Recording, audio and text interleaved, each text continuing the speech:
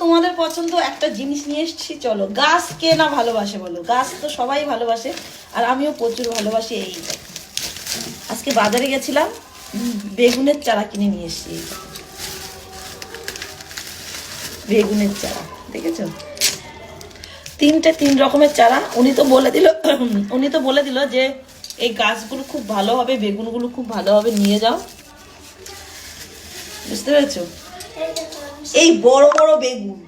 আমার মেয়ে সেজেছে, এদিকে এদিকে, ওলে বাবলি দেখো, লাল সাথে সেজেছে।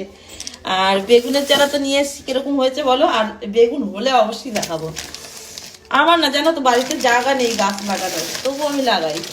এই যে নিমকির প্যাকেট, এইখানে আছে চানাচুরের প্যাকেট, এইখানে আছে চিনি। যেহেতু আমি চা অনেক বেশি খাই, এর জন্য আমার চিনিটা বেশি লাগে। বুঝতে পেরেছো তো? তোমাদের কে কে